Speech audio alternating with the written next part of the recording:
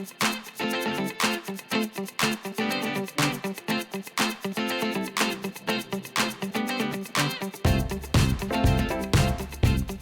teman-teman mahasiswa, saya Dr. Kiki Olivia Budihargono, spesialis prostodontia. Saya adalah penanggung jawab mata kuliah Komunikasi Kesehatan yang akan diberikan di semester 1 ini. Saya akan memberikan course overview untuk mahasiswa dapat memahami apa yang akan kita pelajari dalam mata kuliah ini. Nah, setelah menyelesaikan mata kuliah ini, mahasiswa diharapkan mampu untuk menganalisis praktik komunikasi kesehatan melalui penguraian dasar, komunikasi, dan halangannya. Komunikasi kesehatan ini tentu sangat penting bagi calon dokter gigi. Kita harus memahami cara komunikasi dengan pasien, dengan profesi kesehatan lain, profesi non-kesehatan, serta masyarakat. Pada modul pertama, kita akan mempelajari tentang dasar komunikasi. Hal-hal yang terkait di dalamnya adalah definisi, tujuan dan manfaat, psikologi komunikasi, dan barrier komunikasi. Modul ini akan kita pelajari pada minggu ke-1 hingga ke-3. Penilaian dari modul ini kita sebut dengan Assessment for Learning atau AFL yang pertama dengan bobot 10%. Pada modul kedua, kita akan mulai masuk dalam komunikasi kesehatan. Diawali dengan komunikasi antara dokter dan pasien. Kita akan belajar tentang anamnesis, konseling, dan informed consent. Itu semua adalah hal yang akan dilakukan rutin oleh dokter saat bertemu dengan pasien di tempat praktik.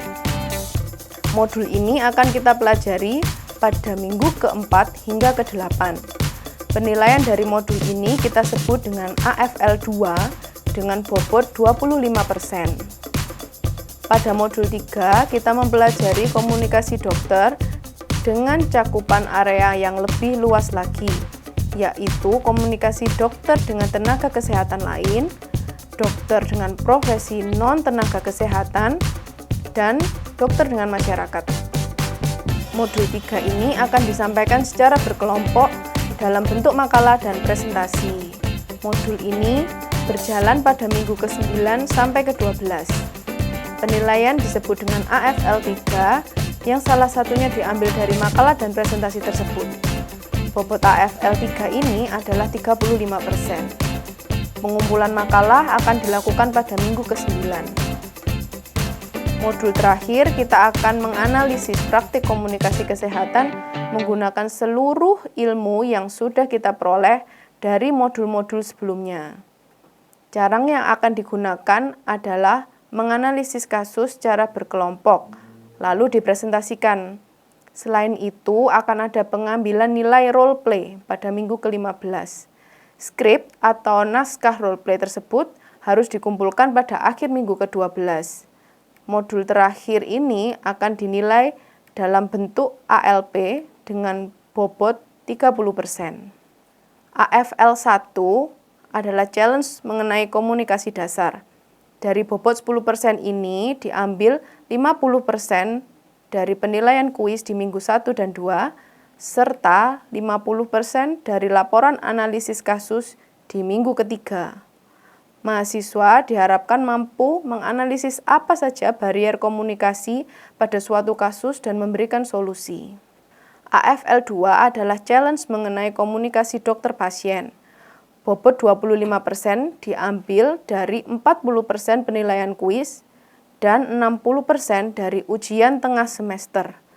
Kuis berbentuk summary mengenai anamnesis, konseling, dan informed consent. Summary ini dikumpulkan di minggu ke-7.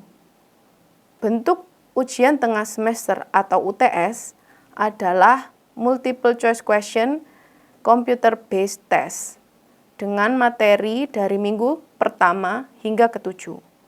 UTS ini dilaksanakan pada minggu ke-8. Lalu, pada AFL 3 ini merupakan challenge mengenai komunikasi dokter dengan tenaga kesehatan, dokter dengan profesi non-tenaga kesehatan, serta dokter dengan masyarakat. AFL 3 ini berbobot 35% yang diambil dari 40% dari makalah dan presentasi kelompok. Topik pertama adalah komunikasi antara dokter dan tenaga kesehatan. Topik kedua mengenai komunikasi dokter dengan profesi non-tenaga kesehatan. Dan topik ketiga adalah komunikasi dokter dengan masyarakat. Pengumpulan makalah dilakukan pada minggu ke-9. Presentasi akan dilakukan semua pada minggu yang sesuai dengan topiknya, yaitu minggu ke-9 hingga 11. 60% lain dalam AFL 3 ini akan disumbang dari role play. Penilaian role play dilakukan secara berkelompok. Yang perlu diperhatikan, role play ini akan diambil nilai pada minggu ke-15.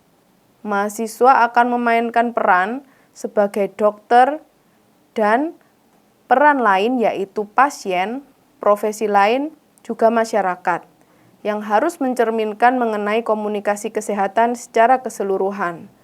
Walaupun role play dinilai lengkap pada minggu ke-15, skrip role play harus dikumpulkan pada akhir minggu ke-12. Challenge terakhir untuk mendapatkan nilai ALP berupa analisis praktek komunikasi kesehatan dengan bobot 30%. ALP ini didapatkan dari minggu ke-13 dan 14, mahasiswa akan disuguhkan kasus yang perlu dianalisis dan diberi solusi. Hasil analisis disajikan dalam bentuk presentasi berbobot 35%. Serta pada minggu ke-15 dilaksanakan pengambilan nilai role play.